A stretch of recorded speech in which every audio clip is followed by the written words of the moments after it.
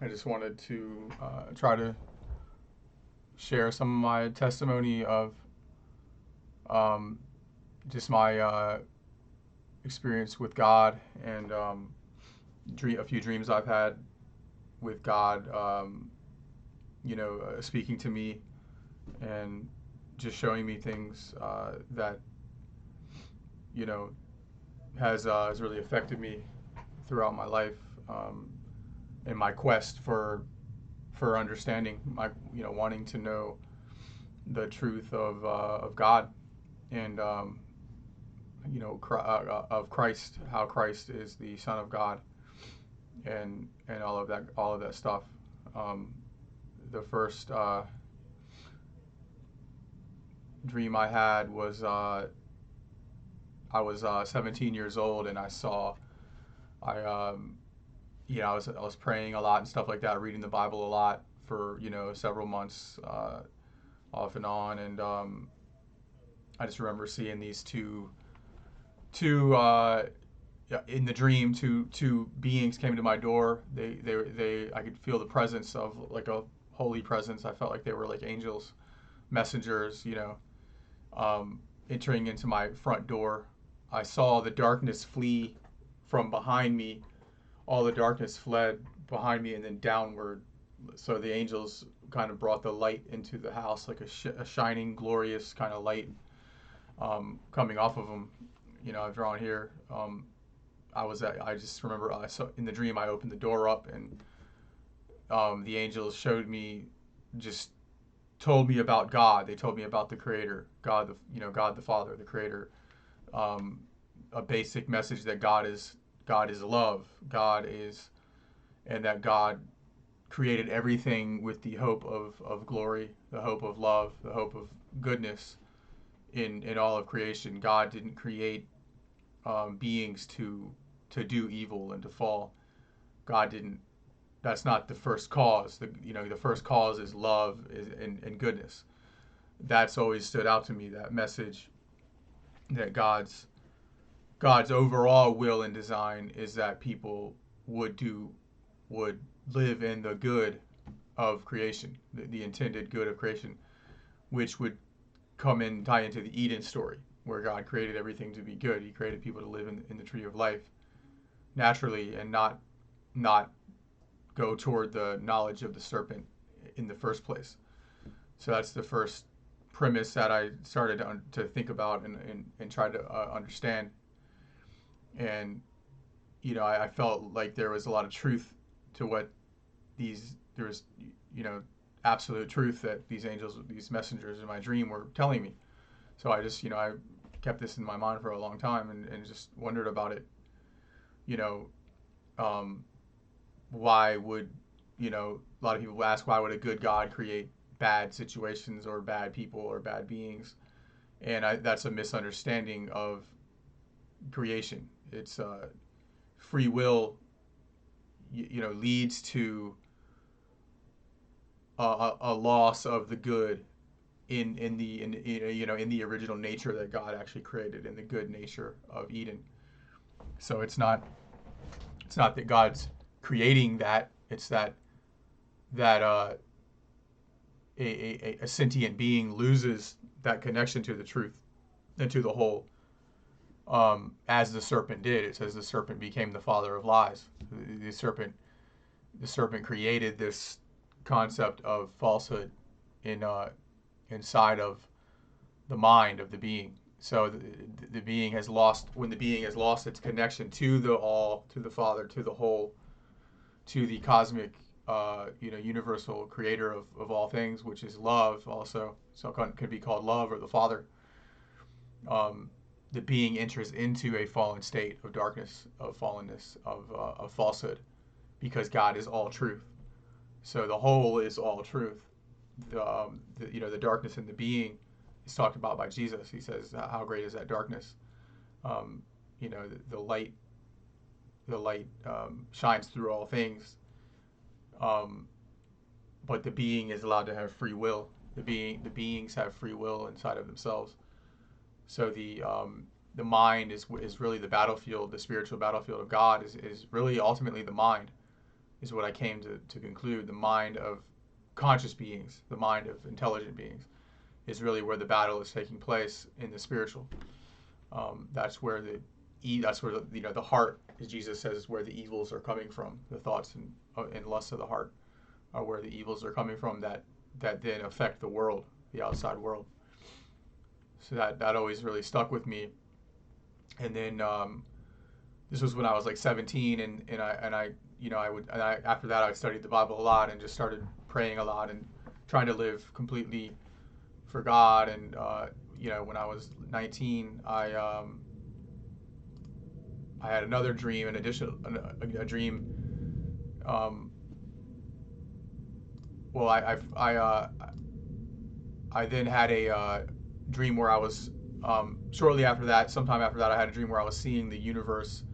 I felt these two angels or beings take me up into the infinite space of the heavens, where the stars are, and it looked something like this from what I was seeing. I went out very far to where I saw the universe of the galaxy looked like just like a cloud. I mean, I was so far from all of the local, the stars and everything, that it just looked like this containing cloud, just like this image right here. It looked very similar to this, actually. In these greater and greater like connection points, and it's like all was this web, this flowing web of energy, cosmic energy throughout the whole universe, is what I was basically seeing from the perspective I was at.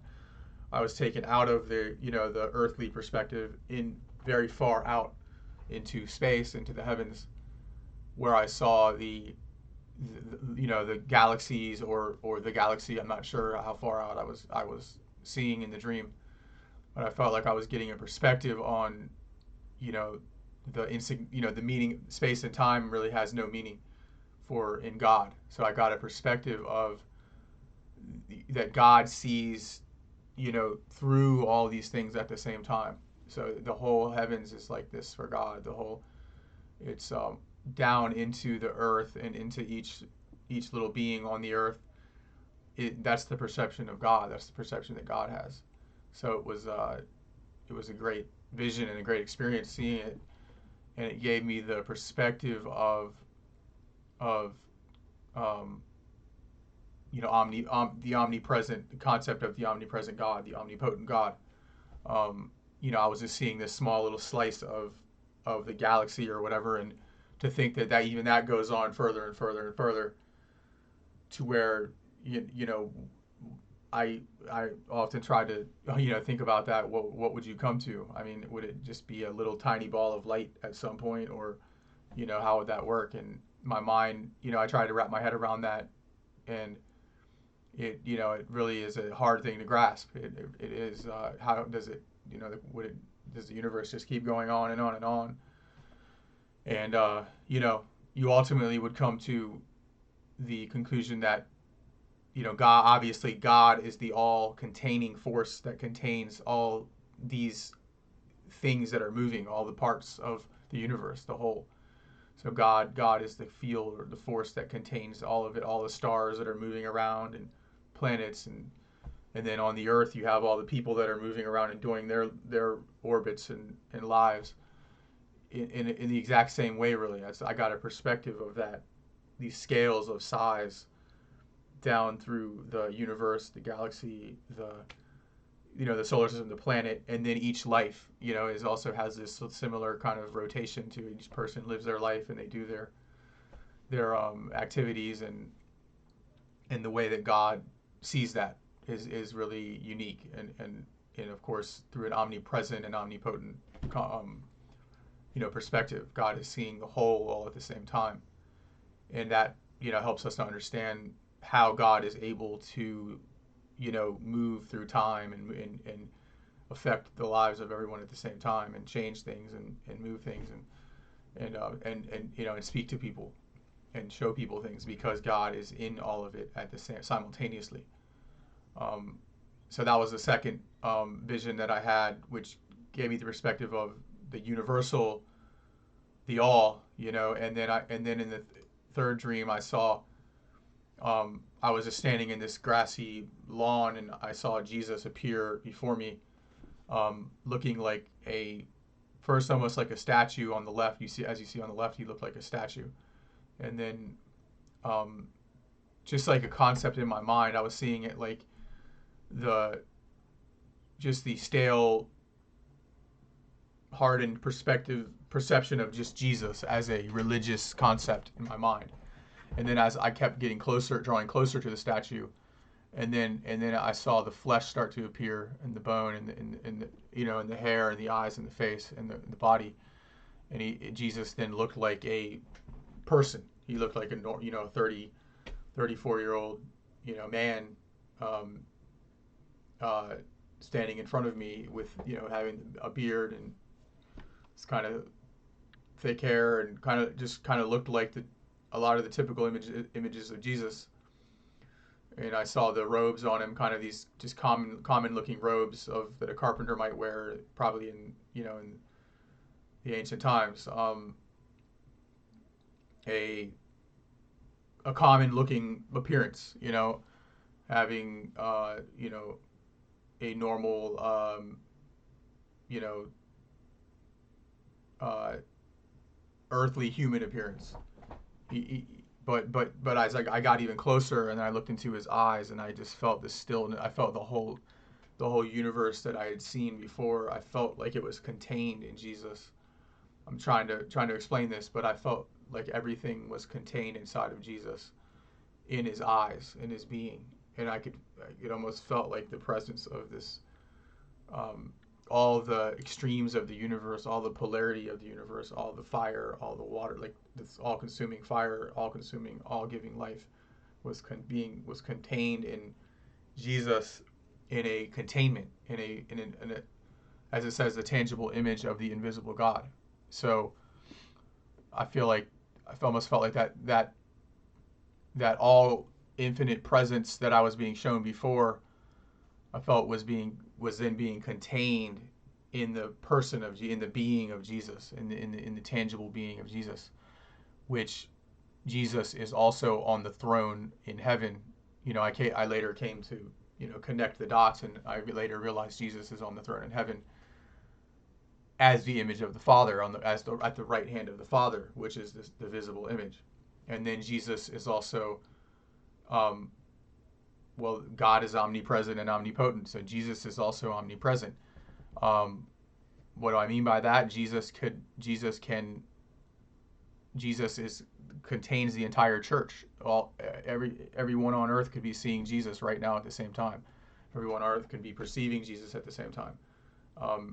Just as with God the Father being all in all containing and all encompassing, Jesus is now in that same field.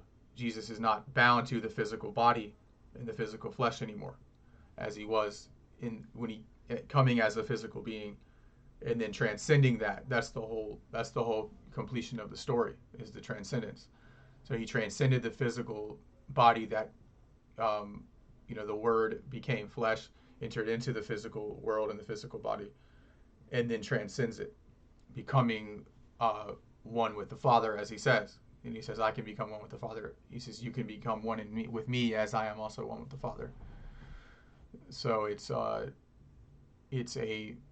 Jesus is the way, the truth, and the life. For us to understand that transcendence, to come into being with that same level of transcending the flesh, the lusts and passions of the flesh, the worldly desires of the heart, to overcome that and be able to perceive the Father, which comes through the being of Christ, which is because it would be hard for us to wrap our heads around the absolute all in all, the whole entire creation of the infinite universe, and all else that's out there, all simultaneously, is where Elohim, the Creator, is filling, filling all things, in all things, and through all things. In Him do we all live, move, and have our being. So, in Christ we have a image bearer representation, as you can see on the right. So I drew it kind of transitioning into the fleshly being on the right.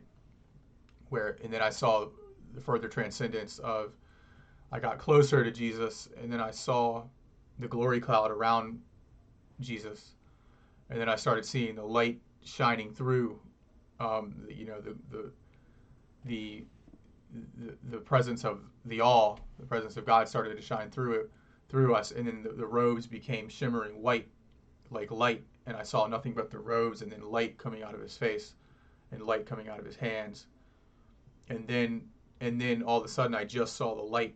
So the robe, even the robe started to fade, and the other features started to fade, and I just saw this light, this pure white light, as if I was coming to see the Father. The Father was contained through Jesus, and it's showing me that that all-consuming presence, of the Father, of the supreme, the love. God is love. That pure white light is really what I could describe it as, surrounded by this field of like a glory cloud, with pure white light in it. So it's like a containment. It's contained in this glory cloud, and it's like in that substance is almost like, it's like everything. It's like every type of substance that exists: light, water, liquid. It's hard to explain. Liquid, solid, gas. This field seemed like it was the containing field of the whole universe. This same wellspring that created the whole universe seemed to be contained within this glory cloud that I was seeing.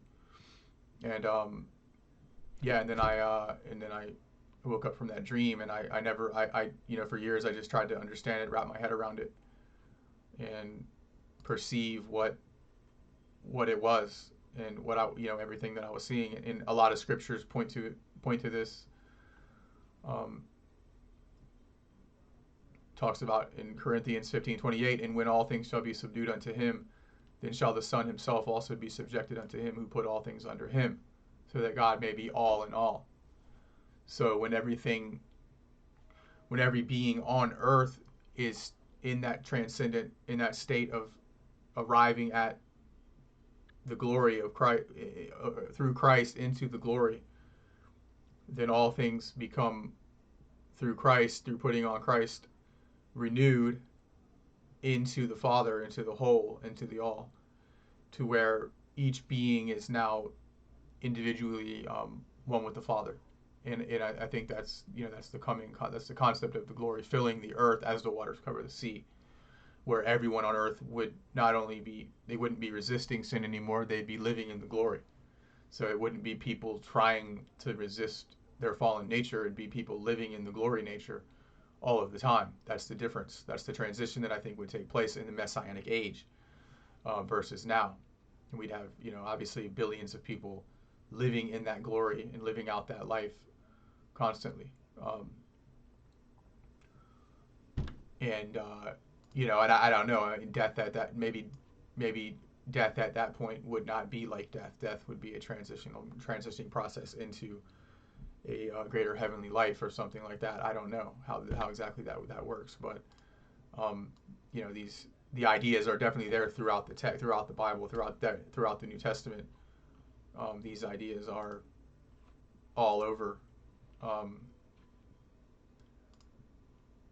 And here it says, "For in him all things were created, things in heaven and on earth, visible and invisible, whether thrones or dominions or rulers or authorities. All things were created through him and for him."